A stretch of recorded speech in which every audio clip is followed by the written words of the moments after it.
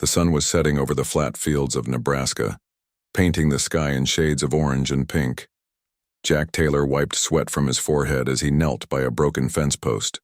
The storm had rolled in unexpectedly, bringing with it heavy rain and strong winds that made working outside miserable. But Jack didn't mind too much. He was used to tough conditions. Life on a farm wasn't easy, but it was honest work, and Jack took pride in doing things right. He hammered the last nail into place just as lightning split the sky. Thunder followed moments later, shaking the ground beneath his feet. Shaking. His head, Jack stood up and glanced around. Something about the air felt strange tonight. It wasn't just the storm. It was something else, something harder to explain. His dog, Rusty, barked loudly behind him, running back and forth along the edge of the field. Jack frowned and turned toward where Rusty was staring. At first, all he saw were dark clouds swirling above the horizon. Then came a sound unlike anything he'd ever heard before, a low hum that seemed to vibrate through his chest. The noise grew louder until it drowned out even the thunder. Suddenly, a bright light shot down from the sky, illuminating the entire field. Jack shielded his eyes with one hand, squinting against the glare. When the light faded, an enormous object stood in its place. It looked like a ship, though nothing like any aircraft Jack had seen before. Its surface shimmered faintly, reflecting colors that shifted and changed as if alive. A section of the hull slid open, revealing a ramp leading inside. Jack froze, unsure whether to run or stay put. Before he could decide, figures emerged from the opening. They weren't human. The creatures were tall and slender, their skin a pale blue-green color. Their large almond-shaped eyes glowed softly in the dim light. Despite their alien appearance, there was something calm and deliberate about them. One of the beings stepped forward, raising a hand in what seemed like a gesture of peace. "We mean no harm," it said, its voice smooth and melodic. To Jack's surprise, he understood every word. "My name is Lyra," the creature continued. "We are explorers from the Zixian Collective. We have traveled far to study your planet." Jack blinked, trying to process what was happening. Aliens? Talking to him? On his farm? This had to be some kind of dream. Or maybe he'd hit his head harder than he thought while fixing the fence earlier. But the cold rain soaking through his shirt reminded him this was real. Lyra explained that the Zixians had been observing Earth for years, fascinated by its diverse ecosystems and resilient life forms. Now they faced a crisis in their own galaxy. A monstrous predator called the Vorthok was wreaking havoc across multiple planets. Desperate for help, the Zixians sought out representatives from various species known for their toughness and adaptability. Humans, apparently, were among those chosen. Jack laughed nervously. "You've got the wrong guy. I'm just a farmer." Lyra tilted her head slightly, studying him with those luminous eyes. "Your records show otherwise. You survived extreme weather events without assistance. You repaired critical infrastructure during shortages.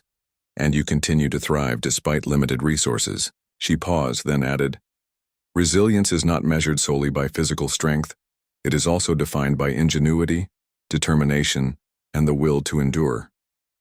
Before Jack could argue further, another figure joined them. This one was shorter, with darker skin and sharp features. "Commander Lyra," the newcomer said briskly, addressing the leader. "Our scans indicate the storm will worsen soon. We must act quickly." Lyra nodded. Turning back to Jack, she extended a slender hand. "Will you come with us? Your participation could save countless lives, not only in our galaxy but perhaps even here on Earth." Jack hesitated. Everything about this situation screamed danger, yet deep down he knew he couldn't refuse. If these aliens were telling the truth, and somehow he believed they were, then saying no might put his entire planet at risk. Besides, how often did someone get the chance to see the universe? "All right," he said finally, taking a deep breath. "I'll go." Rusty barked again, wagging his tail as if sensing Jack's decision. Lyra smiled faintly, though her expression remained serious. "Thank you, Jack Taylor. You won't regret this." With that, she led him up the ramp and into the ship. Inside, the walls gleamed with a soft, pulsating light. Strange symbols floated in midair, shifting and rearranging themselves like living code. Jack stared wide-eyed at everything, struggling to take it all in. As the ramp closed behind them and the ship began to rise, he caught one last glimpse of his farm shrinking below. For better or worse, his quiet life in Nebraska was over. Ahead lay unknown challenges, unimaginable dangers, and the chance to prove that humanity was tougher than anyone gave it credit for. The inside of the Zixian ship felt like stepping into another world. Jack followed Commander Lyra down a wide corridor, his boots making soft thuds against the smooth, glowing floor. The air smelled clean but carried a faint metallic tang that reminded him of machines. Every few steps, panels on the walls lit up with patterns that shifted and changed, almost as if they were alive. Jack tried not to stare too much, but it was impossible not to feel overwhelmed. Ahead of them, a large door slid open, revealing a spacious chamber filled with beings from all corners of the galaxy. Some looked humanoid, while others were completely alien, creatures with multiple limbs, shimmering scales, or bodies made of what seemed like liquid metal. They stood in groups, talking in low tones or practicing combat moves. Weapons hummed softly nearby, and holographic displays floated above tables showing maps and data streams Jack couldn't begin to understand. "This is where you'll train," Lyra said, gesturing toward the room. "You'll meet your teammates soon. Each of them represents their species' best qualities." Jack nodded slowly, still taking everything in. He spotted a tall, muscular figure standing near one of the weapon racks, a reptilian creature with greenish skin and sharp teeth. It, moved with a predatory grace, its tail flicking behind it as it swung a glowing blade through the air.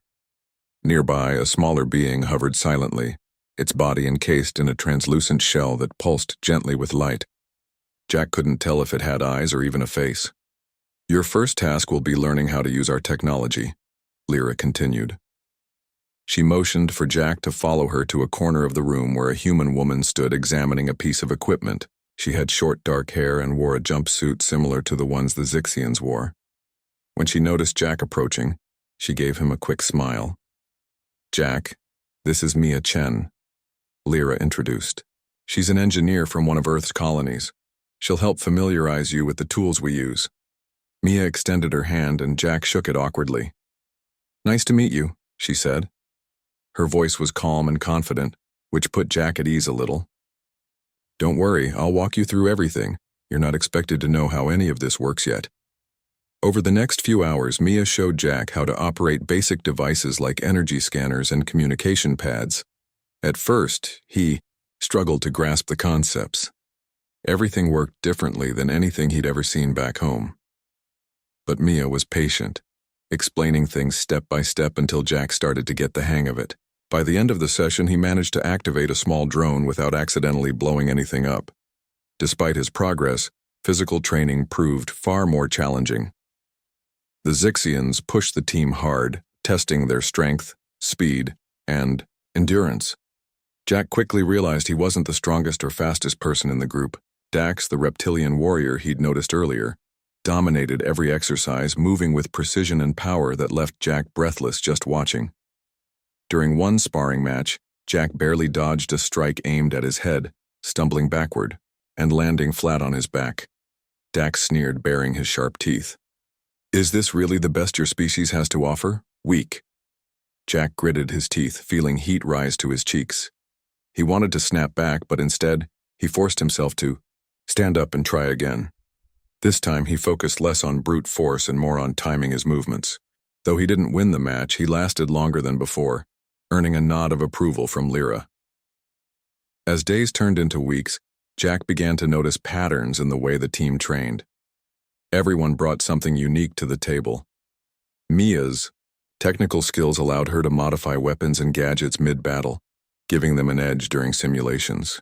Another teammate, Kale, an amphibious soldier with webbed hands and gills, excelled underwater and in low-oxygen environments. Even Dax, despite his arrogance, contributed valuable tactical knowledge. But teamwork didn't come naturally to everyone. Conflicts often erupted between members. especially when plans went awry.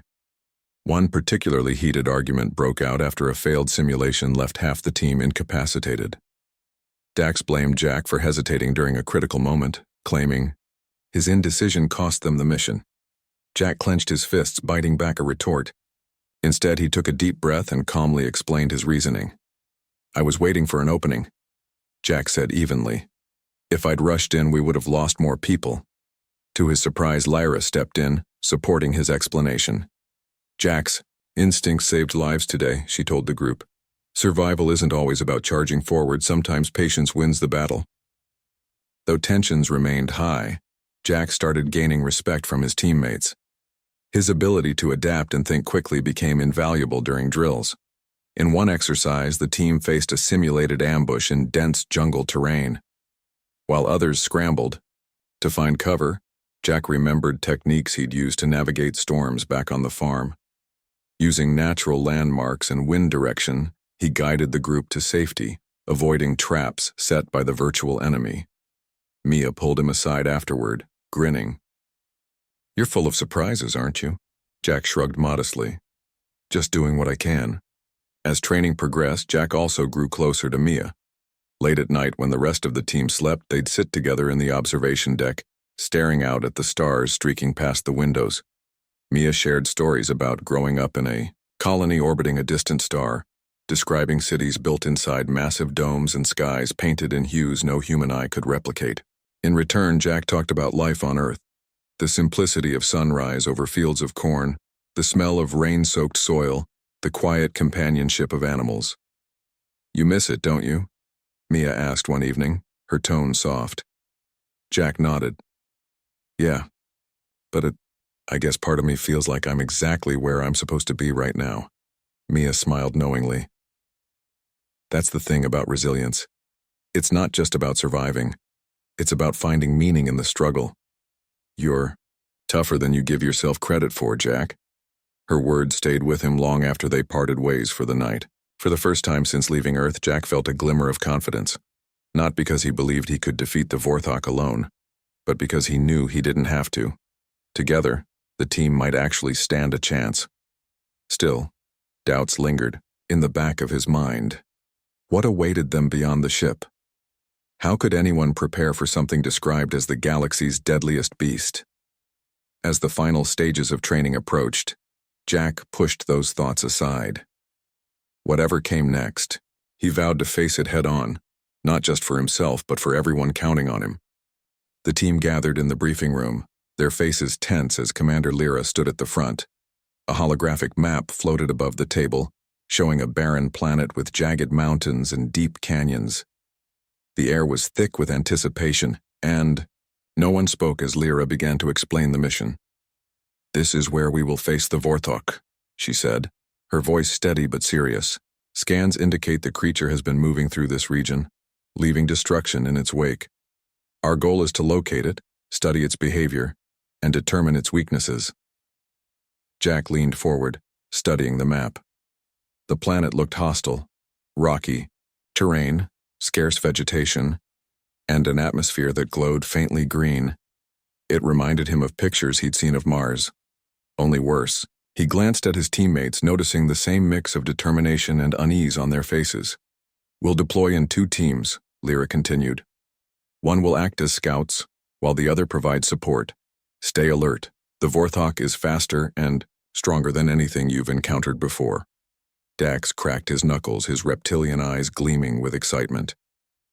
"Finally, a real challenge," he muttered under his breath. Mia adjusted her gear, her expression focused. "Let's just make sure we don't get ourselves killed out there." After the briefing, the team suited up and boarded a smaller transport ship. As they descended toward the planet's surface, Jack felt his stomach churn. The view outside the window was bleak, endless stretches of gray rock and swirling dust clouds. When they landed, the hatch opened with a hiss, revealing a cold, desolate landscape. "Stay close," Lyra ordered as they stepped onto the ground. The air smelled metallic, and the wind carried a strange hum that set Jack's teeth on edge. Rust-colored sand whipped around their boots, stinging exposed skin even through their suits. For hours they trekked across the uneven terrain, scanning for signs of the Vorthok. At first, there was nothing, just silence and emptiness. But then, Kale stopped suddenly, holding up a hand. "Something's here," he whispered, his gills flaring as he sniffed the air. Before anyone could react, the ground trembled violently. A deafening roar echoed through the canyon, shaking rocks loose from the cliffs above. From the shadows emerged the Vorthok, a monstrous creature unlike anything Jack had ever imagined. Its body was a twisted blend of flesh and metal, covered in pulsating veins that glowed faintly blue. Razor-sharp claws extended from its massive limbs, and rows of jagged teeth lined its gaping maw. Worst of all were its eyes, glowing red orbs that seemed to pierce straight through them. "Take cover!" Lyra shouted, diving behind a boulder as the Vorthok charged. Chaos erupted. The creature moved with terrifying speed, swiping at the team, with claws that shredded metal and stone alike. Jack scrambled to avoid being crushed, his heart pounding in his chest. Nearby, Dax unleashed a barrage of energy blasts, but the shots barely slowed the beast down. Instead, the Vorthok roared, again its body shimmering as if repairing itself. "It's regenerating," Mia yelled, firing her own weapon. "Aim for the core." But finding the core wasn't easy. The Vorthok lunged at Kyle, who barely managed to dodge by leaping into a nearby crevice. Jack watched in horror as the creature slammed its tail into the ground, sending shockwaves that knocked several teammates off their feet. Thinking quickly, Jack grabbed a smoke grenade from his belt and hurled it toward the Vorthok.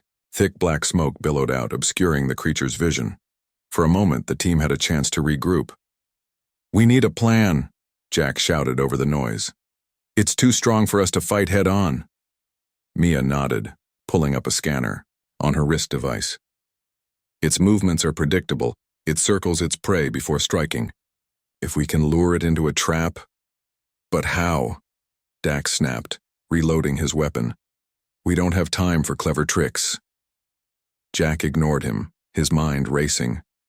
Back on Earth, predators like wolves and coyotes always went after the weakest, or most vulnerable target. Maybe the same principle applied here. "Use bait," he said finally. "Something that mimics the energy signatures of prey species. It might draw the Vorthok away from us." Mia's eyes widened. "I can modify one of our drones to emit those frequencies, but someone will need to plant it close enough to distract the creature." "I'll do it," Jack volunteered without hesitation. Before anyone could argue, he grabbed the modified drone from Mia and sprinted toward the Vorthok, using the rocky terrain for cover. The creature spotted him almost immediately, letting out another ear-splitting roar as it turned in his direction.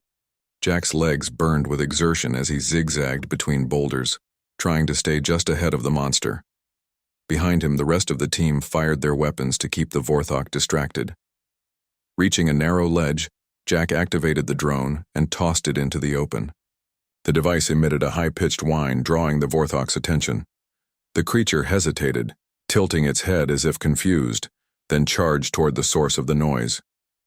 "Now!" Jack yelled, signaling the others. The team unleashed everything they had, targeting the Vorthok's glowing veins. For a brief moment, the creature staggered, its regeneration faltering, but it recovered quickly, turning its fury back on the team. Rocks exploded as it swung its claws, forcing everyone to scatter.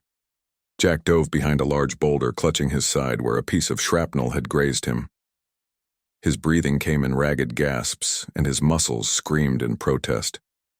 Despite the pain, he forced himself to stand. They couldn't afford to fail, not now. As the Vorthok advanced, Jack noticed something odd about its movements.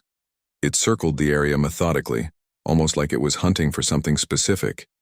Then it hit him. The creature wasn't just attacking randomly. It was searching for the strongest threat. "Dax!" Jack called out, spotting the reptilian warrior nearby. "Get its attention. Make it focus on you." Dax hesitated, clearly unsure why he should listen to Jack. But when the Vorthok lunged toward Mia, he stepped forward with a growl, slamming his fists together. The sound echoed through the canyon, catching the creature's attention. With a roar, the Vorthok turned toward Dax, giving the rest of the team a chance to strike. Working together, they unleashed a coordinated assault, hitting the Vorthok from multiple angles. Slowly but surely the creature began to weaken. Its glowing veins dimmed and its movements grew sluggish. Finally, with one last burst of energy, the team delivered a crippling blow, sending the Vorthok crashing to the ground. For a moment, there was silence. Then cautiously, the team approached the fallen creature. Its body twitched once, then went still. "We did it," Mia said softly, lowering her weapon. But Jack knew better than to celebrate yet. The Vorthok wasn't dead. It was only injured, and judging by the way its veins still flickered faintly, it wouldn't stay down for long. "We need to move," he said, looking at Lyra. "This isn't over." Lyra nodded grimly. "Back to the ship. We'll regroup and come up with a new strategy." As they retreated, Jack glanced back at the motionless form of the Vorthok. Defeating it would take more than brute force. They needed to understand. And for the first time, Jack realized that maybe, just maybe, he had the skills to figure it out. Back aboard the Zixian ship, the mood was heavy. The team gathered in the main chamber, their faces etched with exhaustion and worry. Despite injuring the Vorthok, they knew it was only a temporary victory. The creature's ability to regenerate meant it could recover quickly, and the next encounter would likely be even more dangerous. Lyra addressed the group, her tone firm but calm. "We've analyzed the data from our last battle. The Vorthok's core is protected by layers of reinforced tissue that repair themselves using absorbed energy. To stop it permanently, we need to disrupt its ability to regenerate." Mia stepped forward, holding up a small device she'd been working on. "I've modified one of our disruptors to target specific energy frequencies. If we can get close enough to plant this inside the Vorthok's body, it should overload its core and shut down its regenerative abilities." Jack frowned. "Close enough" sounded like a death sentence. He glanced at the others, noticing the same unease mirrored in their expressions. Kyle, the amphibious soldier, shifted uncomfortably, while Dax crossed his arms, his reptilian eyes narrowing. "That's easier said than done," Dax growled. "How do you plan to get past its claws and teeth?" "We'll need a distraction," Mia replied. "Someone will have to draw its attention while another plants the device." Silence fell over the room as everyone processed what she was saying. Jack felt his stomach tighten. Someone would have to risk their life to make this work. Before anyone else could speak, he raised his hand. "I'll do it," Jack said, his voice steady despite the nerves twisting in his gut. "I'll plant the device." The announcement was met with stunned looks. Even Lyra seemed surprised. "Are you sure?" she asked. "This mission carries significant risk." Jack nodded. "I'm the smallest and fastest. I can slip through its defenses better than anyone else. Besides, I've already seen how it moves. I know how to stay out of its reach." Dax let out a low chuckle. "Brave or foolish?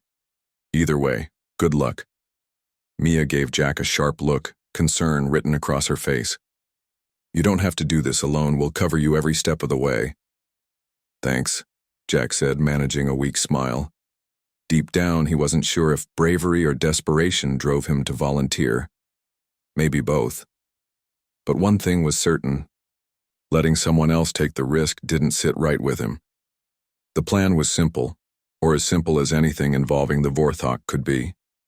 Using the same baiting technique from their first encounter, they would lure the creature into a narrow canyon, where its movements would be restricted. While most of the team provided cover fire, Jack would sneak in and plant the disruptor near its core. As they prepared for the mission, tensions ran high. Equipment checks were thorough, and every piece of gear was tested multiple times. Kale double-checked his oxygen reserves, knowing he might need to hold his breath longer than usual in the toxic atmosphere. Dax sharpened his blades, muttering, under his breath about finally getting a real fight. Meanwhile, Jack focused on memorizing the layout of the canyon, studying holographic maps until the routes were burned into his mind. When they arrived back on the planet's surface, the air felt heavier, charged with an eerie stillness. The wind carried faint echoes of the Vorthok's earlier rampage, cracked rocks, scorched earth, and the lingering scent of decay. Jack tightened his grip on the disruptor, feeling its weight in his hand. This tiny device held their only hope. The team split into position, waiting for the signal. Jack crouched behind a boulder, watching as Mia activated the bait drone. It emitted a high-pitched whine, loud enough to carry across the barren landscape.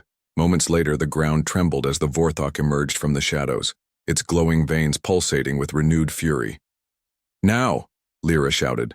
The team opened fire, drawing the creature's attention.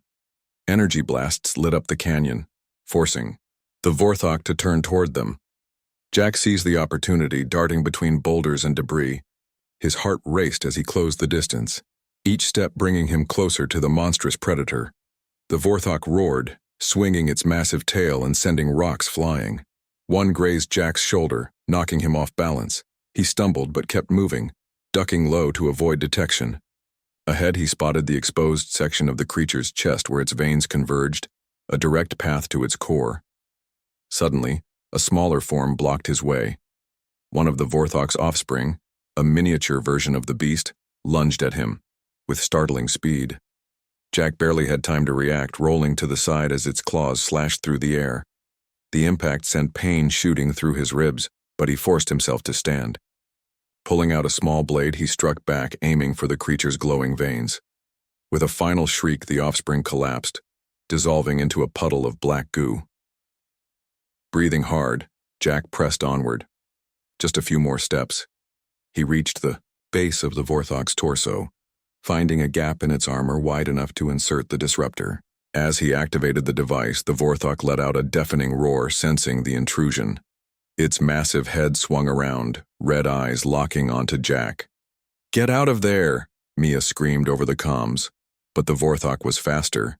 Its claw came down hard, pinning Jack beneath a pile of rubble. Pain exploded in his leg as sharp rocks dug into his flesh. Gritting his teeth, Jack pushed against the debris, struggling to free himself. Above him, the Vorthok reared back, preparing to strike again. Then something unexpected happened. Dax leapt onto the creature's back, driving his blade deep into its neck. The Vorthok thrashed wildly, trying to shake him off, giving Jack just enough time to crawl clear.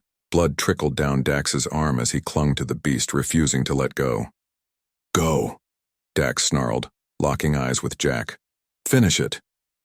Summoning every ounce of strength, Jack limped back to the disruptor and slammed his palm against the activation panel. A blinding flash of light erupted from the device, spreading through the Vorthok's body like wildfire. The creature convulsed, its glowing veins dimming until they faded completely. With a final guttural roar, it collapsed, its massive form crashing to the ground. For a long moment, no one moved. Then, slowly, the team approached Jack, who sat slumped against a rock, clutching his injured leg. Mia knelt beside him, examining the wound. "You're going to be okay," she said firmly, though her hands trembled slightly. Kale helped Dax down from the Vorthok's lifeless body, both of them battered but alive. Lyra joined them, her expression unreadable. "You did." "Well," she said simply, "all of you." Jack looked around at his teammates, their bruised faces, torn uniforms, and weary eyes, and felt a surge of pride. They had faced impossible odds and come out on top, together, but the victory was bittersweet. As they made their way back to the ship, Jack couldn't shake the image of Kale lying motionless on the ground, having sacrificed himself to protect Mia during the final moments of the battle. His death weighed heavily on everyone, a reminder of the cost of their success. Back aboard the ship, the surviving members gathered in silence. No words were needed. Each of them understood what they had lost and what they had gained. Through resilience, teamwork, and sheer determination, they had proven that even the galaxy's deadliest beast could be defeated. And somewhere in the vastness of space, Earth's toughest species earned its place among the stars. The Zixian ship hummed softly as it drifted through the endless void of space. Inside, the surviving members of the team moved quietly, each lost in their own thoughts.